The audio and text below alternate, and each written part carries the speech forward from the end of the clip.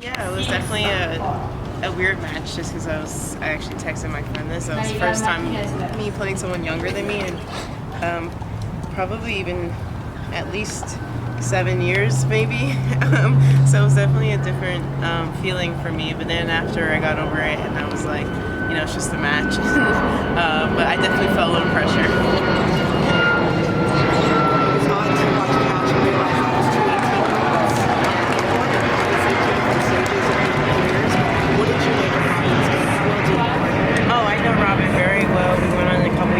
Trips back when we were like 8 years old, and obviously just kept pretty much friends ever since.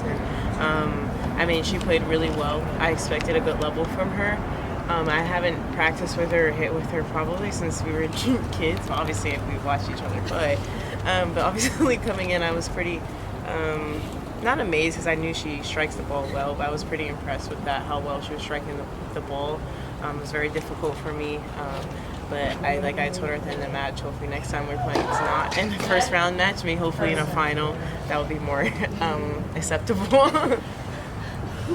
All the rain delays, you had multiple, and it's easy for that to shift momentum sometimes, but you kind of seemed like, especially today coming out, you were, solid right from the beginning. What was most important for that?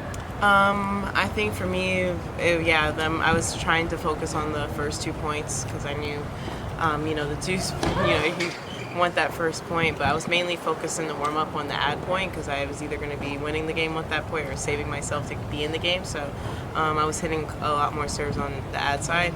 And then after that, once I got that hold on under, and also I thought about, I was like, who's the pressure on, me or her? And for sure, I wouldn't want to be in her position in that score line after coming from a rain delay. So I kind of put that in perspective as well, too.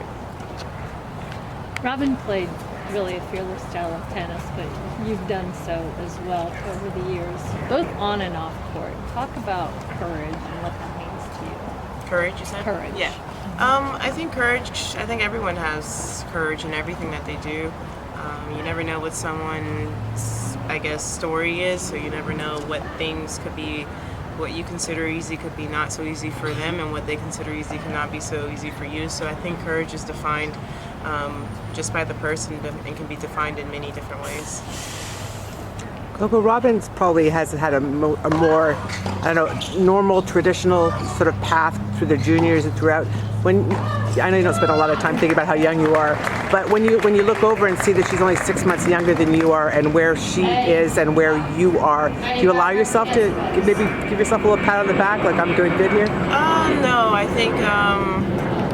I think that everyone's life paths are different, and so us being the same age and at different stages doesn't mean anything. I think essentially, people are going to peak at different times, and I wouldn't say that I'm peaking now, but I definitely think her peak is coming, and I think mine is still coming. I don't think I'm at my peak either, but I don't think we should compare our careers in any way because of our age. I will say, for myself, I did have an unorthodox way to becoming a pro, and I think for that I'm very grateful. But honestly, we look at it from a different standpoint. Her being top 300 is pretty great, especially for her age and her career and her junior career. So I don't think about it like that, and I think next year she's gonna have a great year. She played like she did today.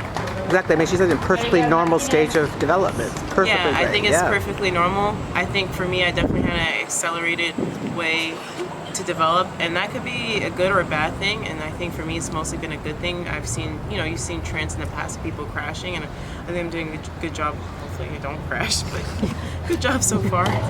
Staying in a slow development way, and I think that's what she's doing as well. So I don't want to. Crush her. I told her after the match. But it's not, I actually had a guy come up to me yesterday, and he was like, oh, I hope you do well, professionally, you can make generational wealth and money and all this. And I told him, I don't do it for that. I don't think I don't think I would be any happier. Truly happy. I always say that money can buy you temporary happiness, not true happiness. So yeah, I definitely don't have to stress about certain things, but because I charge stuff to her account. I'm still on her cell phone bill. I'm still under their Netflix. I do pay for Disney Plus. As long as it's a trade-off. Yeah, but not really, because I don't pay My dad and my parents paid our bills, I guess. And I don't even pay for my hair. My mom pays because they're able to take care of themselves and us. And I guess the only thing that I do pay for is my brother's Uber Eats bill because my parents refuse to pay for that. And I'm like, don't worry, guys. You want Chick-fil-A? Me too. Let's go.